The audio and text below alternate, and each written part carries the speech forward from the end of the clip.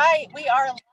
Hey, YouTube. Hey, world. Hey, Facebook. Whoever else, we put this on every platform known to man. That's the plan. This is Whitney and Rachel. We are a court of three, and we are super excited to be with you. I am traveling, so bear with us if I come in and out and the lighting is not good. Rachel is on patio, and Whitney is in perfect lighting in the perfect office because it's just got it all going on today. So anyway, we have been discussing this week. It seems like actually the last couple of weeks, I guess, girls, it seems like we've been facing situations where we have to stand up for ourselves. And sometimes in the past, we would have maybe just not said anything and been quiet. And, but we're realizing as we realize our worth and the fact that we're trying to level up to a new level, that sometimes you have to nicely stand up for yourself. I think, Rachel, I think you had an example this week at the coffee shop, didn't you? Yes. And let me just say, first of all, I'm a person who doesn't really make a big deal about anything. So, like, if I'm at a restaurant and my food comes out not quite right, it's still edible. It's food. It's not a big deal.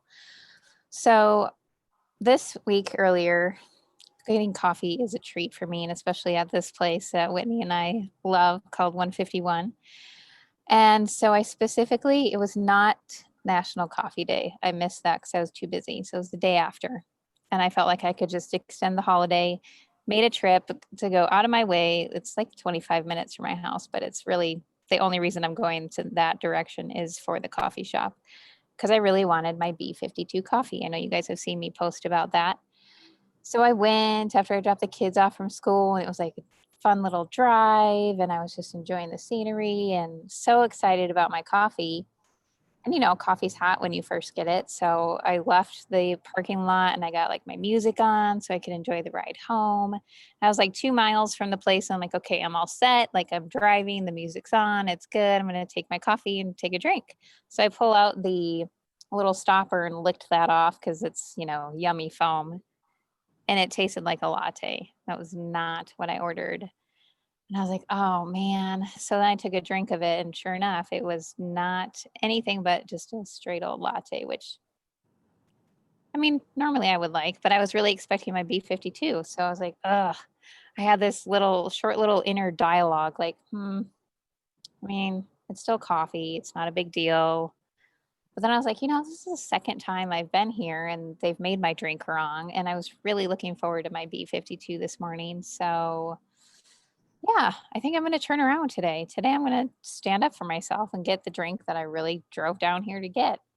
And so I turned around and, it wasn't mean at all. I just drove back through the drive through and I was like, hey, I just ordered this and it's not what I ordered. And they're like, oh, yeah, no problem. We'll make it right. And literally in probably a minute and 30 seconds, I had my B52 that was actually a real B52 and I really enjoyed it. But I also really enjoyed it because I stood up for myself, and instead of feeling like, well, it's okay. I mean, I just threw away $7 on a coffee because I left him a really good tip, but not a big deal. But really just felt good to be like, not in an entitled way, but you have a right to have what you want. And it doesn't mean that you're being mean or rude or entitled by expecting to get what you asked for, even in little situations like this. And so it was just a good moment for me to realize I'm worth the coffee I want.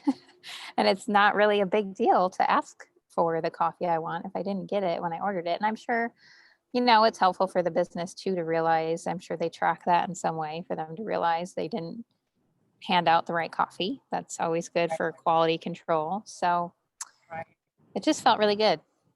Yeah, it sounds like that. It was empowering, I guess, to just stand up for yourself. And so, Whitney, I know that you deal with clients all the time on things like this, but is it different, like standing up for yourself versus telling someone that, you really need to stand up for yourself? How do you handle that situation? Because I know you've had some instances lately as well. Oh yeah, I can tell people to do that all day, but I'm not great at it.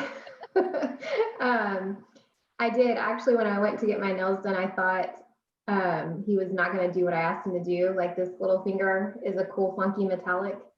And I was like, we were almost done, and I'm like, I don't think you put the metallic on there. And I was starting to get sweaty, like, now I'm gonna have to say something. But it also boils down to like they have a hard time understanding, you. And so I'm like, I don't know. And I got so nervous, and I thought to myself, like, why am I even nervous right now? This is stupid. Like, it's all about how you say it, not what you say.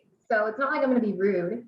So I didn't have to say anything because I don't know how the process goes, and evidently he does. He knows what he's doing, and he did do it right. But it's just funny because within the same week, Kingston at school had an issue pop up, which was really surprising to me, on the playground, of some girl being mean to her consistently. And we just had to tell her, like, you've got to stand up for yourself. Like, we don't have to be rude, but if you don't stand up for yourself, then that's going to give them the right in their mind to keep being rude. So it's just weird that we've had all of these little instances happen within like a week or two of each other. Right, for sure. And today we went to lunch, and my lunch wasn't right, and I did say something to them, but she still left it on our bill, and I was just so floored that she didn't offer to do anything.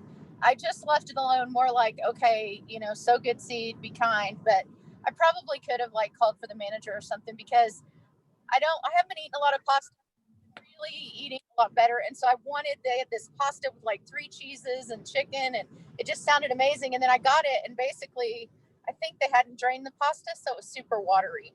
And I was like, oh, that's like sad and depressing. So anyway, I didn't need the pasta, so it was fine. But and the chicken it came with was fine. So at least I got the protein off of it anyways. But yeah, so I think that we can all just understand that sometimes when we don't value ourselves enough, we just don't stand up for ourselves, right? We don't feel like, sometimes it's not making a big deal like today, but sometimes it's like, you know what? I'm worth getting what I ordered, like Rachel said, And so I love that. I love that we can see it in our kids. I love that we can see it in each other. And with the core to three, kind of pull it together. And so that's what we want to talk about a little bit today. But let's just touch on, Whitney, I know today you realized you've had kind of a significant change in your health journey. How did that make you feel to see how much change there's been? Did that boost your confidence? Oh, definitely. I definitely see a switch. And it just goes back to what you're thinking, right? Like what you think about yourself, and don't go based on the results that you have. You've got to think your way into those results. So that really hit me today. And I have a flexible schedule enough today to be able to just sit and really ponder on that and be thankful for that. Right, for sure. Hey, Dawn. Yeah, go ahead.